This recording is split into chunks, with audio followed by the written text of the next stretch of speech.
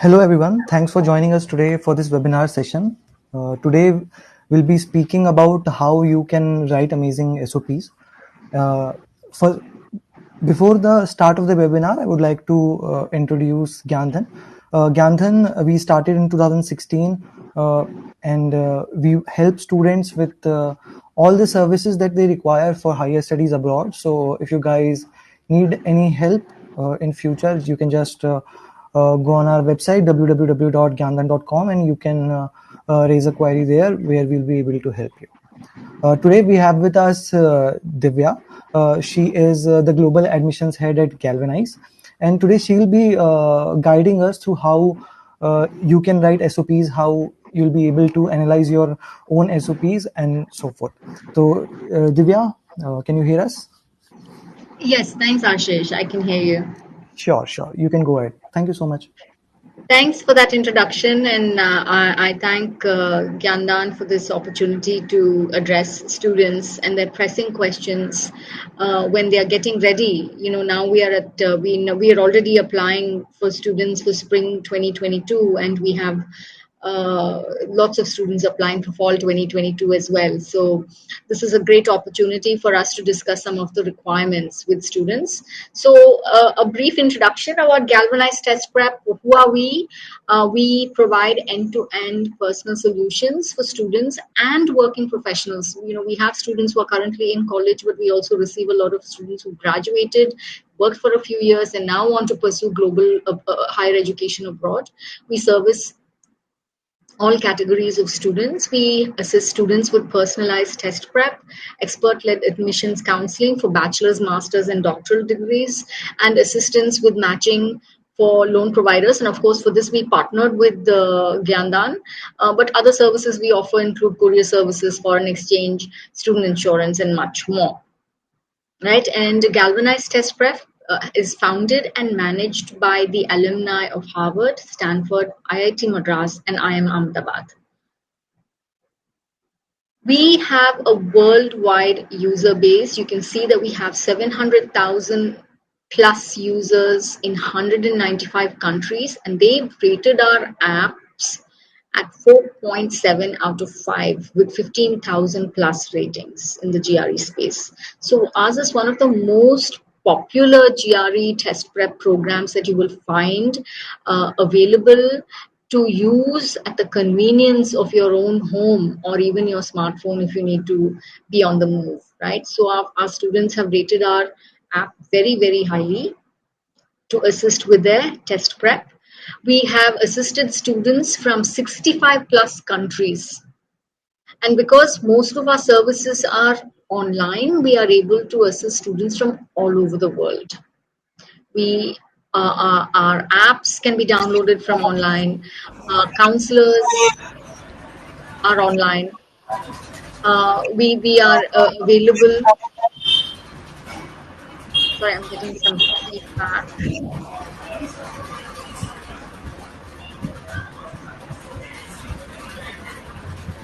So we are able to assist students from all over the world through our online presence. And we have enabled our students to reach 1,000 plus universities across 16 countries. While US tends to be our most popular destination for STEM students, our students have reached other countries as well.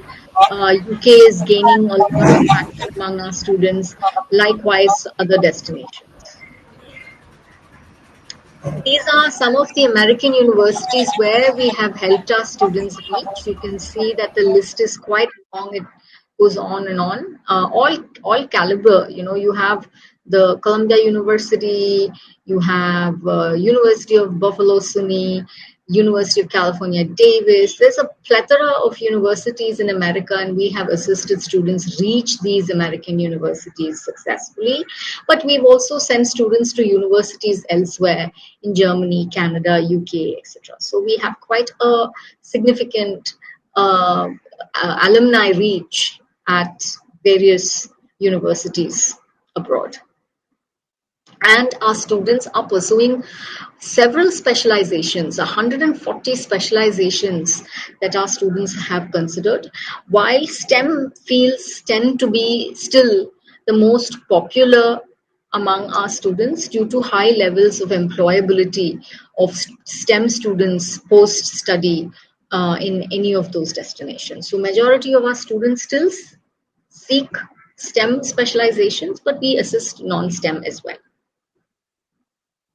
My name is Divya Srinivas. I have a PhD from the University of New Mexico, and I'm the Global Admissions Head at Galvanize Test Prep. And I'm happy today to discuss with you some basic factors on how universities select students. Now, unlike India, college admissions or master's level admissions in India, universities take a very holistic approach to a student's application. Now, universities are receiving thousands of applications, and these are some of the factors that they look at when they're looking at applicants. Certainly, one of the most important thing in your application will be your academics and how you have performed in your curriculum overall. That is, what is your overall CGPA and how have you performed overall. But they're also going to look at how you have performed in the courses that you seek for your specialization. Right, so they're going to look at both factors. Other than that, they're going to look at your test scores. The TOEFL and the IELTS are required by pretty much any English speaking program abroad. That is, English taught program. A program that's taught in English will require a TOEFL or IELTS. So that's very important for you to consider. It's valid for 2 years, so time your test taking accordingly. The GRE, on the other hand, is a very popular test, mostly for US study abroad aspirants, although you will find students in other countries wanting to take the GRE as well, because some top ranked programs in places like Germany would prefer students submit their GRE score. And the GRE score is valid for 5 years. So again, you can plan your GRE studies and preparation accordingly. Admissions committees want to see what research projects you have engaged in through your study years, right? They want to see how you have been involved in your academics area. Not just that you have taken exams and cleared those exams. Now that will be evident in your mark sheets. What they want to see is that you have sought information actively and have tried to actively apply that knowledge through projects, especially in the area that you want to specialize in at the graduate level. So they're going to look at what projects you have done through your college curriculum. And others of you who have internships or even work experience after graduating, admissions committees are going to see what has been your contribution in those areas, how have you, what roles did you perform, what were your achievements, and what have you gained personally or academically or professionally from those experiences will be a great value add in your application. Statement of purpose and letters of recommendation are other documents that will be given a lot of important weightage in your application. This session today is mostly about the statement of purpose, but we would like to emphasize that your relationships with your recommenders are very important as well. Your relationship with your recommenders, they are like providing testimony for you as a candidate for graduate study. Ideally, you want to choose the most recent references, so whether it is professional or academic. But if you intend to do a very research heavy program, it is better that you provide references with whom you have actually undertaken research. So they provide a very valuable testimony for your candidacy. Right? So letters of recommendation are very important as well. Make sure you cultivate a good relationship with your recommenders and that they are able to submit your letters of recommendation ahead of the application deadline to complete your application successfully. So this session, as I said, is focusing on the statement of purpose. So what is it? Now, many of us have probably never written essays through a lot of our courses in India. And certainly, very rarely do we get to write an essay about ourselves. And that's exactly what a SOP is. An SOP is an essay about yourself. And it can be very hard to write, especially if it seems like bragging, but you don't have a choice. You have to be very persuasive to the admissions committee. And the reason I say you have to be persuasive to the admissions committee is because admissions committees are reviewing thousands of applications.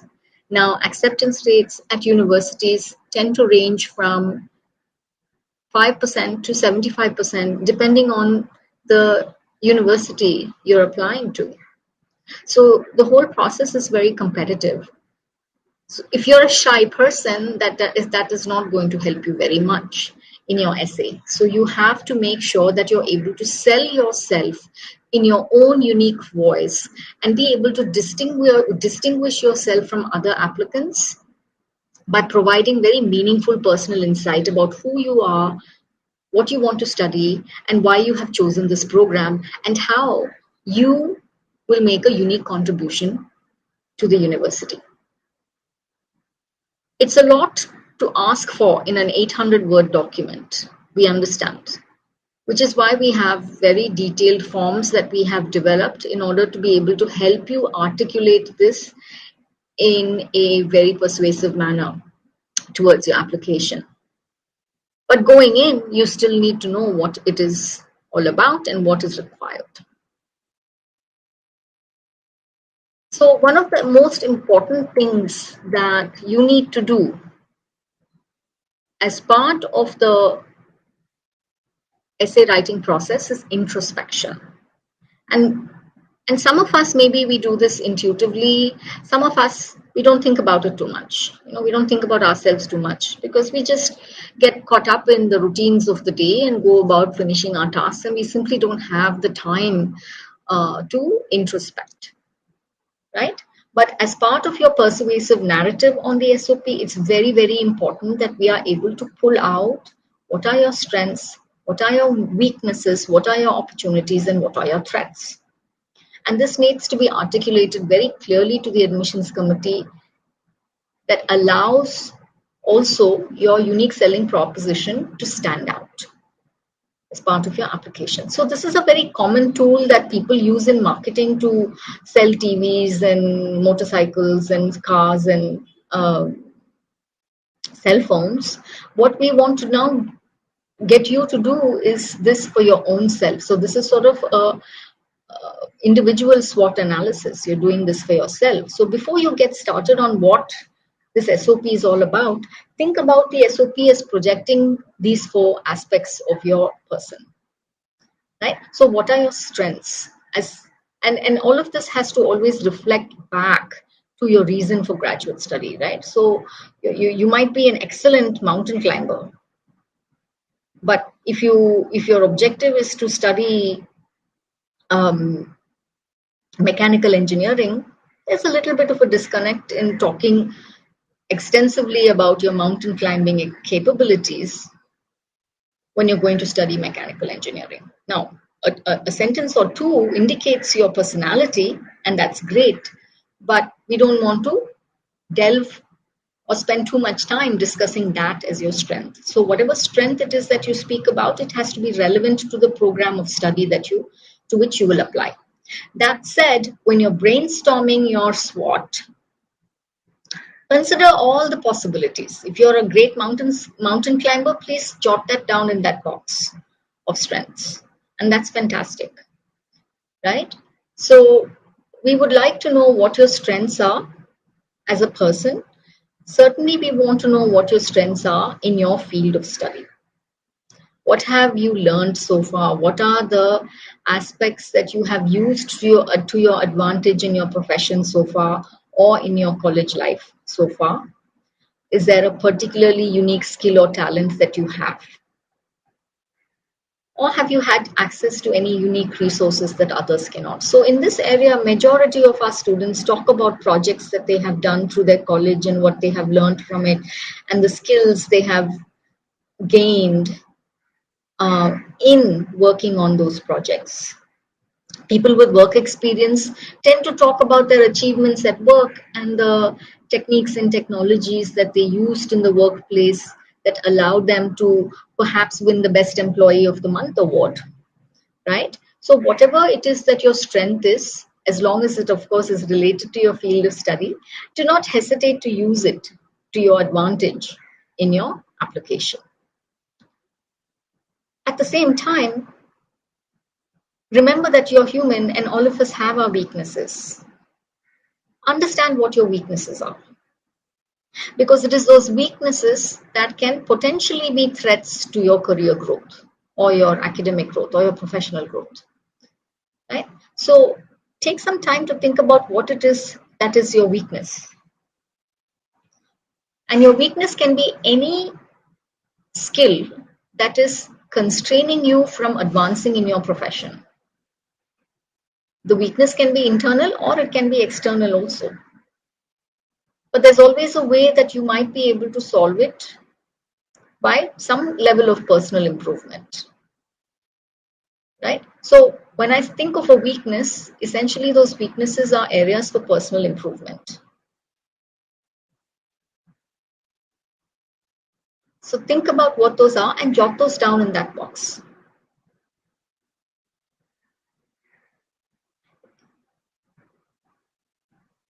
Know the opportunities in your field. Now, I have said this to students before, this is the smartphone generation. People are Instagramming and on social media all the time. But have you taken the time to see the trends in your industry? What is the direction your industry is taking? For a long time now, we have been talking about cloud computing, and while that is still relevant, is there the next generation of technology also that you have to be looking at? Please look at trends in your industry by reading trade journals or magazines, listening to speeches by people who are very influential in your field, reading books by people who are very influential in your field, and know what the trends are, what direction is your industry taking, which means 5 years from now, where do the opportunities lie?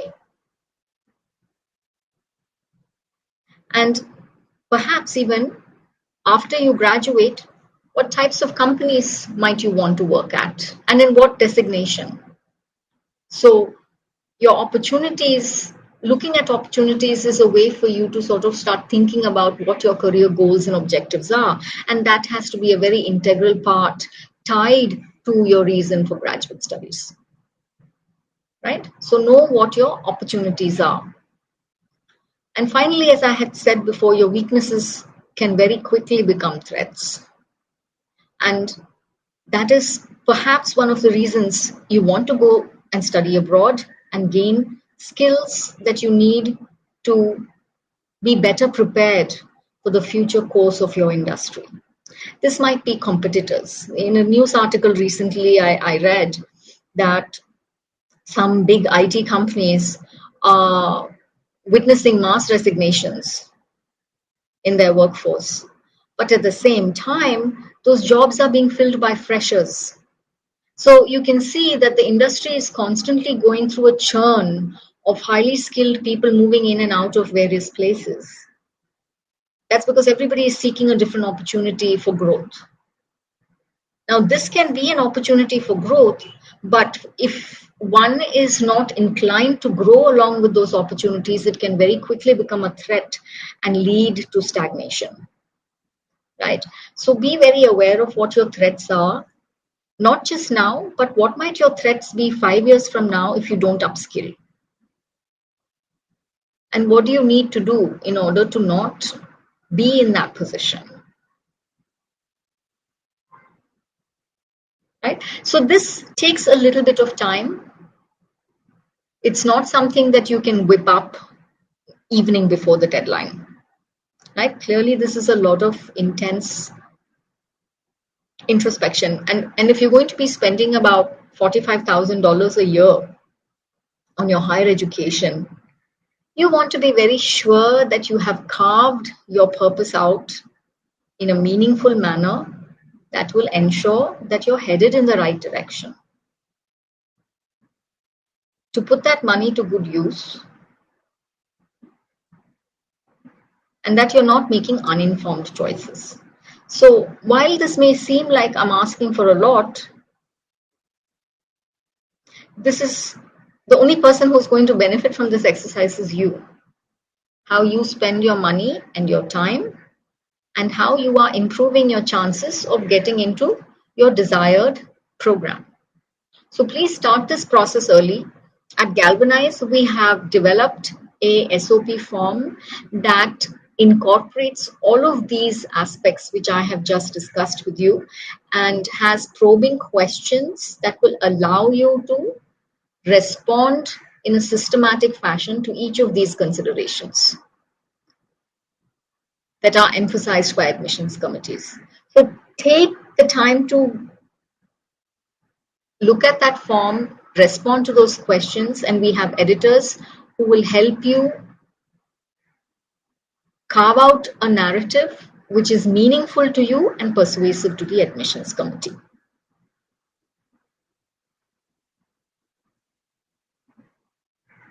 So, other than the fact that this is a very, other than the fact that the SOP is an executive summary about who you are, what do you want to study,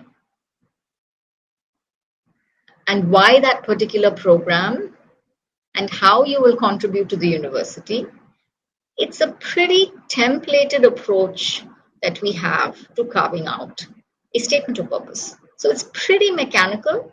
A statement of purpose, it has a very logical structure, and this structure you would have learned since 8th grade in your school. It has an introduction, a body, and a conclusion.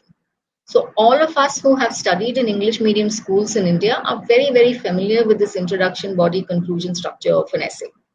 And it's nothing more than that, except it has to be a very meaningful analysis of your person in not more than 800 words. 800 words is a general word limit that we set for most SOPs. There will be some universities that require fewer words, some universities that require more words, and some universities that require multiple essays in order for you to carve out this information. So the introduction in your SOP is perhaps the most important section of your document. And the reason I say that is because admissions committee, as I mentioned before, are reading thousands of documents. And if you don't hook your reader within the first 2 sentences, you're going to lose their interest. And if you lose their interest, they're not going to come back to that application, because there are thousands to read. So the attention getter is very, very important. Now, mind you, when you start drafting your essay, you don't start with the attention getter. You do start with a SWOT analysis and start with an outline of your SWOT analysis, and then build on that. But when you're ready to write the attention getter, and this might be something you do at the very end after you've drafted the rest of the essay, you have several options to make your attention getter stand out. The most popular option that our students use, of course, is quotations. Anecdotes are a fantastic way to personalize the story, at the same time catch the attention of the reader. Rhetorical generalizations allow a student to share their perspective about their field of study to an admissions committee. And of course, surprising facts are always interesting, like trivia. It's always uplifting to the spirit. So surprising facts is another great strategy. Now, these are only few strategies that I'm sharing with you today because attention getters are so important. There are many other ways that you can create an interesting attention getter. So here are some examples of attention getters. Quotation, as I said, you use a quote. Try not to use a very, very cliche quote, but take something that is meaningful to you, perhaps from an academic book you've read, or a fiction book you read. Maybe it was a quotation by some mover, influencer in your field. But make sure that you're using a quotation that is meaningful, number one, to you, and number two, to the context. And by context, I mean to your field of study and your graduate application, right? So when you're starting with the quote, the introductory paragraph, which should be about 100 words, not more than that, should connect back to that quotation in every way, right? So you can't have a quotation and then the rest of the paragraph standing on its own. So you have to be able to synchronize the entire introduction and the quotation. Anecdotes are basically short stories about yourself, and there are good anecdotes, or rather, there are good anecdotes, where students perhaps start the essay with a very challenging data science project that they worked on, and how that opened their eyes about, number one, the possibilities, but also the challenges in data science that is now leading them to graduate study. So that can be a very interesting anecdote. But I also find many students go with very boring anecdotes, and the most common one I have read, and I'm sorry to say it's very boring, is when I was 6 years old, I started playing with electronic gadgets. I used to break them to see what was inside. And then since then, I have been fascinated by electronics engineering. And I've read hundreds of those anecdotes that are boring. Right? So you can use an anecdote, and that's a great way to connect personally with the admissions committee, who you are. But remember to stay away from those very boring anecdotes. So you need to captivate your audience, use descriptive language, and avoid sentimentality. And please do not make up an anecdote. That is, don't lie in your essay. Please come up with something true and original and meaningful to you. And if you can't, then you can use one of the other strategies of using a quotation, or one of these even, rhetorical generalizations. Now, rhetorical generalizations, it essentially means you have a pretty good understanding of your field of study and you have a general idea about something important in your field of study. So here's an example about a possible thesis for a student who might want to study environmental engineering, for example. A student who wants to study may say, because recycling technology isn't yet cost effective, we'd be better off relying on traditional garbage disposal while using funds currently allocated for recycling to develop new and efficient recycling technologies. So your opening line can be something like, we can all agree that recycling is a good idea. Certainly that builds a sort of consensus with the reader right away. Right? Yes, who will say recycling is not a good idea?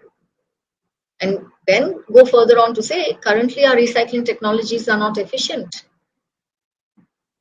Therefore, I want to study this to understand these very specific technologies, how they can be deployed in the future more efficiently. And this can be something that, so rhetorical, the difference between an anecdote and a rhetorical generalization, an anecdote is a person's story about you, whereas a rhetorical generalization is a general observation that you make about your field of study and take a stance and support that stance as one of the basis as your efforts to study abroad.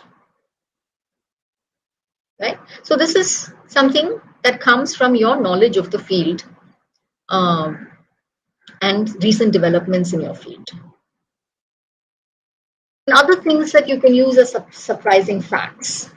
For example, if your essay argues that recycling sewage water for drinking is a waste of money, you could open with a statistic about consumers' perception of recycled sewage water or number of government initiatives to promote it. It's a very surprising fact. And this may further lead into your interest in studying renewable resources. Right. So there are many interesting ways to make your attention getter interesting. The important thing is that you must, because you want to stand out among thousands of other applicants. We'll help you do this, but we also want you to be aware that you need to do this, and it has to sort of come from your personal experience or from your areas of interest. Otherwise,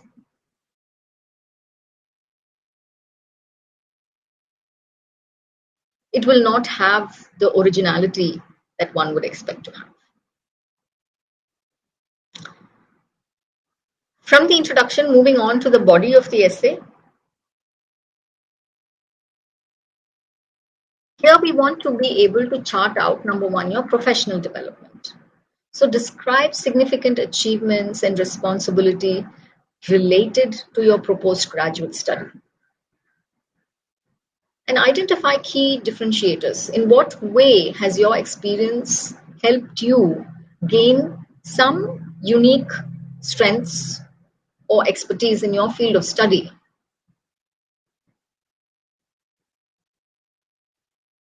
You should be able to articulate your motivation for higher studies as well. Now, perhaps you've reached a wall when it comes to researching renewable resources because simply you don't have enough support for your research interest in terms of lab resources or faculty who can guide you, which means you have to have a very strong knowledge about challenges, for example, in your field of study. And use that challenge as a motivation to study abroad, to learn more about the field of study, and to be able to make an impact in your field.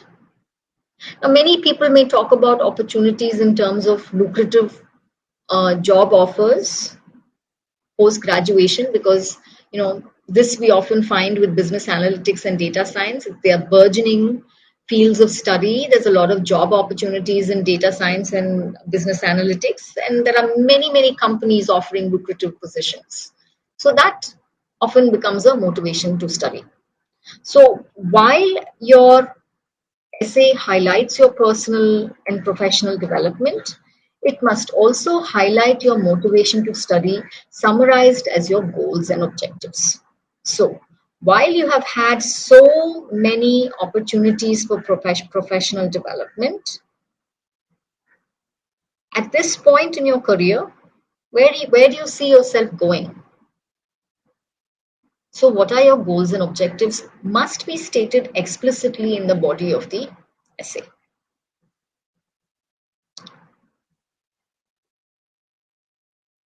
So your goals can be short-term goals, they can be medium-term goals, or they can be long-term goals. But most applications will have a question. What do you see yourself doing? What do you see yourself doing after you graduate? So ideally, you want to be able to answer that question of a medium-term goal, right? What are you going to do after you finish at the university? So make sure that you are able to differentiate the different types of goals, that is the short-term goals, medium-term goals, and long-term goals, and be able to articulate what you think you will be able to do, say at least 5 years out after graduation. You might not be able to say what you're going to do 10, 20 years later, which are more long-term goals, but you should be able to articulate 5 years after I graduate, where do I see myself? Right? And it's a good time to start thinking about that right now. Again, I say this because you're going to invest about $45,000 a year in your studies. It would be good for you to go in with a plan of the direction that your studies might take after you graduate. Now, in countries like USA, STEM students can work up to 3 years after they graduate on the same visa. You don't need a H1 visa. So that would be a good medium term goal to have. Those 3 years, what will you do? Right? A good thing to start thinking about right now. Know the influencers in your field. Have role models in your field that you follow, not like stalking, but read the news. What do they have to say? They should be the movers and shakers in your industry. And they're often in the news, but if they are not, then you might find them in other more specialized publications or specialized media channels. Know what standards that they are setting for success in your field. And you might even have other influencers in your network, like your seniors from college who you might know, who have become very successful in your field. You could even ask them for information on what you should be doing after graduation. But know how these influencers are shaping your industry and how you might be inspired by them. And that will give you an idea of where you could see yourself, not just 5 years from now, but 10 years from now. Because often industry leaders are talking where they are able to envision a future beyond our day-to-day existence.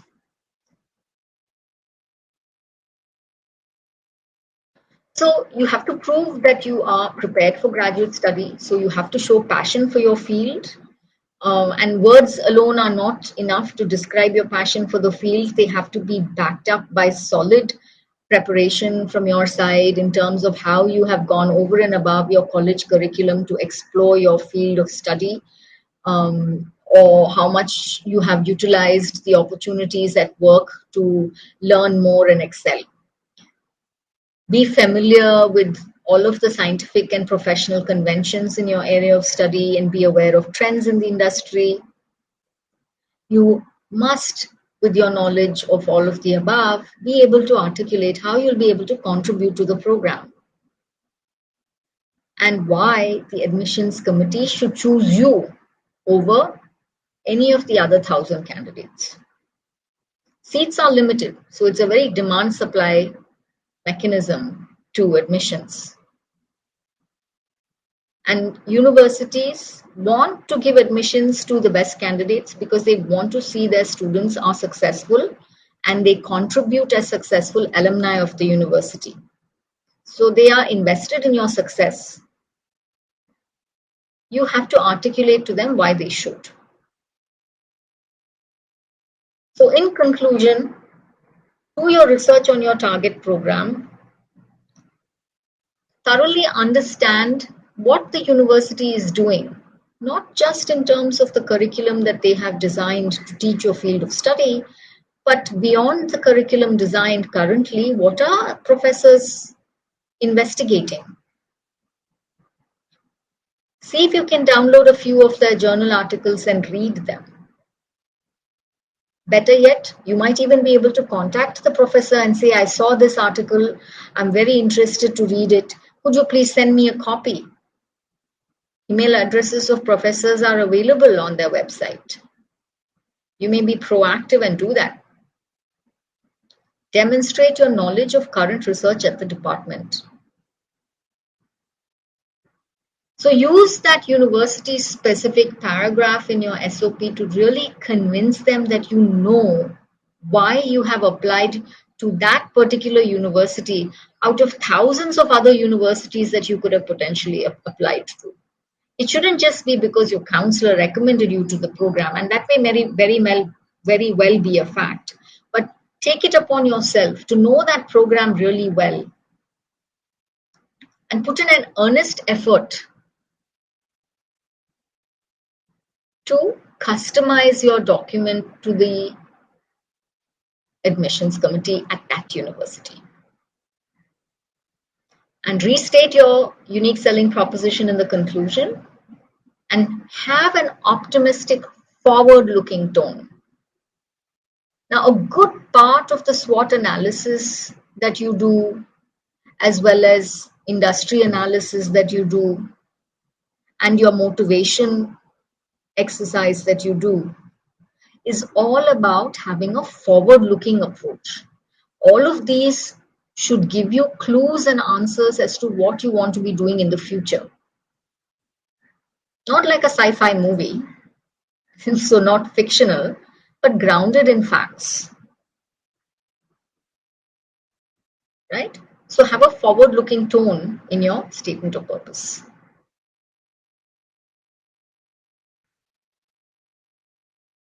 So how do we decide? Now moving on to understanding what you want to study. Which part of the subfield particularly interests you? Now, if you're going to study computer science, there's a plethora of directions you could go. What would you like to hone in your interest on? What fresh perspectives do you have to offer on the ongoing research at that university? So how do you connect with the program and the faculty is going to be increasingly important, especially because in the post-pandemic stages, more and more people are you're going to see increased number of applications to universities. So the number of applications that universities receive is increasing. So you have to convince them that you're applying to them wholeheartedly, knowing fully well what the university is doing and how you might connect with them. So demonstrate confidence in your ability and interest in the target program. It's very important. You shouldn't sound unsure or uncertain or worse still, doing it for the heck of it. Right? So you have to be very, very decided in your approach. So in do's and don'ts, start early. SOP writing calls for introspection, which takes time. Clearly state what field and specialization you intend to pursue. Be honest. Use formal English. Keep your own writing style factual or narrative. Always proofread your work for grammar and sentence structure. And follow university-specific instructions on word count and questions.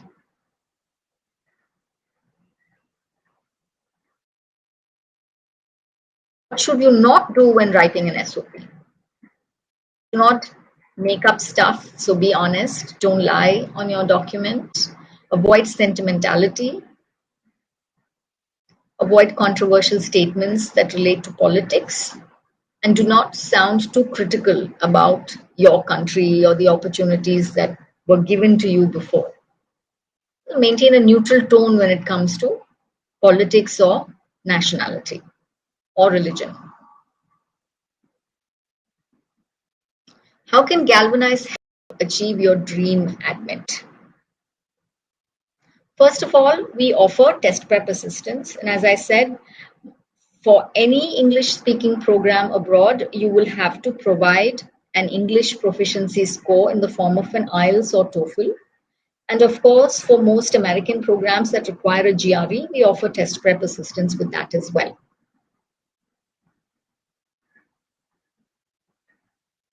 Admissions counseling, we offer counseling guidance for UG, MS, MBA, and PhD programs. And we also offer other services on loans, forex, and courier services. So our test prep products, as I have said, we have 700,000 plus users who have successfully used our app for their testing needs. We have 4 different packages to choose from depending on the length of your preparation towards the exam. So the longest one, of course, is 360 days and it costs 19,999. And the shortest one is 45 days for 9,999. So they come with personalized study plan, full-length mock tests, 30 plus hours of video lessons, 2,000 plus practice questions, dedicated course manager, unlimited ask an expert, and more. And TOEFL products are both TOEFL and IELTS products are both equally priced at 9,999. It comes with personalized study plan, full-length mock test, dedicated course manager, and unlimited ask an expert. So enroll now at galvanizedtestprep.com to make sure that you're getting the best guidance with your test prep in good time. Our admission counseling services will onboard you with a profile evaluation call and do a complete and thorough assessment of your profile before we get started on shortlisting universities for you. And this is very important because there are literally thousands of universities to choose from. So our expert team will use our extensive databases to come up with a list of 12 universities that are categorized as ambitious, practical, and safe that are well suited to your profile. We offer assistance with the statement of purpose, letters of recommendation, and resume so that you are able to present your best and persuasive self to the admissions committee to be able to stand out from all other applicants. And upon successful admit, you will have to apply for a visa if you're not already a citizen in your host country. So we offer guidance with visa preparation. And you can contact us anytime on your financing requirements. Be prepared early for your financial needs. And finally, when all of the above steps are completed, we will give you guidance on pre-departure, orienting you to your host culture, with guidance on food, medicines, insurance, bank accounts, forex, tickets, travel, all the information that you need in order to have a smooth transition from your home country to your host country. Galvanize Admission Counseling is fully online. Our standard features are in-depth profile analysis, shortlisting of 12 university, letters of recommendation, crafting statements of purpose and essays, financial guidance, and expert visa counseling.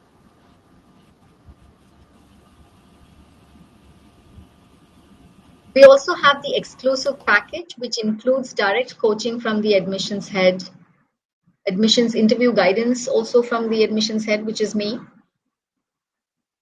career guidance workshops, and profile building.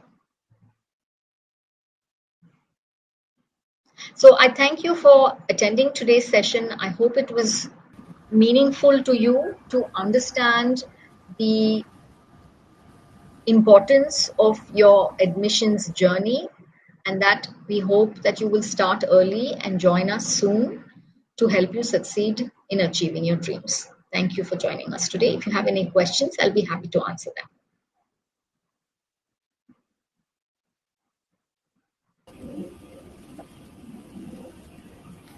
Thank you so much, Divya. Let me see if we have any questions. Okay.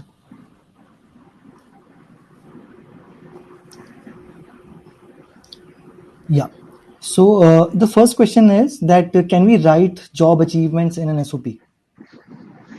That's a good question. A lot of the times I find students copy pasting information from their resume onto the SOP, which means your resume and your SOP look exactly alike. There's no point in doing that because you'll be submitting an SOP as well as a resume to the admissions committee.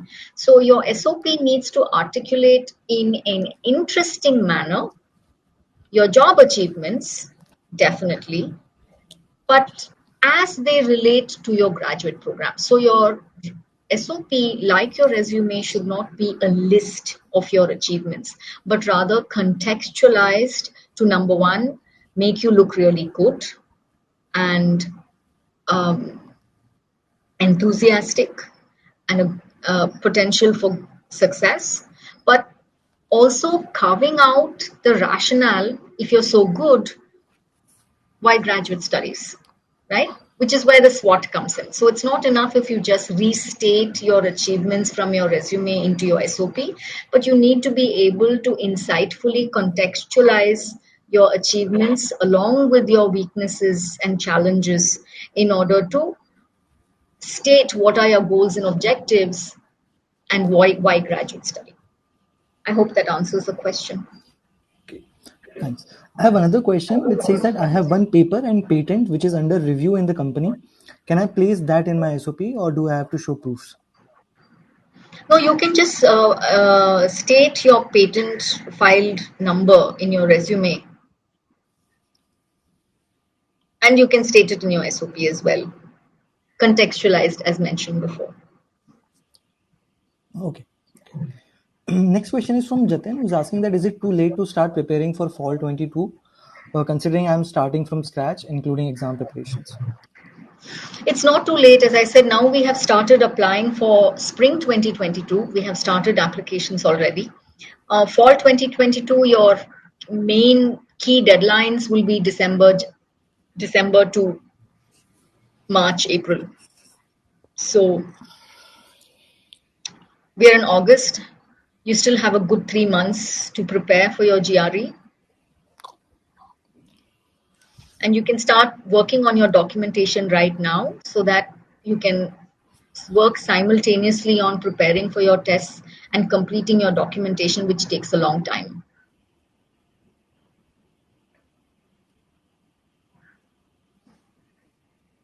Sure. I have another question which says that is there a word limit or a page limit for SOP? Yeah, I think I had stated that there is an 800 word is what we generally consider to be a good word limit if the university has not stated a word limit whatsoever. But many universities will provide a word limit. Okay. Okay. I have another question from Sushant. The question is that could it be better if we mention our successes in SOP while facing health disabilities? I wouldn't. I mean, it's important to say what are some personal challenges you face. It is definitely important to contextualize your achievements in that context, which gives insight into your person, but also prove your determination. So you can say that, but your entire SOP should not be a sob story about any disability. I remember I always said be optimistic and forward looking and connect. Even your personal circumstances have to be connected to your professional goals and objectives, right? So while a personal disability may be a challenge that you want the admissions committee to know, and that is perfectly fine, the entire essay shouldn't dwell on it. Got it. I have my last question for today. The question is that do we have any advantage when we apply early to universities? Certainly, universities, if you apply early, you may get a decision sooner. Your application may get reviewed earlier. So we always encourage students to apply early, especially some universities have something called a numerous clauses. And what the numerous clauses means is once they have filled all the available seats, they will suddenly close the application before the deadline. This is particularly true in Canada and some European destinations. So it's definitely advantageous to apply early so that you don't get into that situation where they close admissions. It has happened in some cases in universities in USA as well. So Okay. For your time together. I'm really sorry, everyone, but we'll not be able to, take any more questions because of the time. But if you need any help with your SOP or anything else, you can always reach out to us. We'll make sure that we connect you to the concerned person, and you'll have that help needed. Okay. Thank you so much, everyone, for joining us, and thank you so much, Divya, for taking time out to guide us with an important aspect of study abroad journey. I'm very grateful to GyanDhan for giving us this opportunity as well. Thank you so much. Goodbye, guys. We'll see you again next time.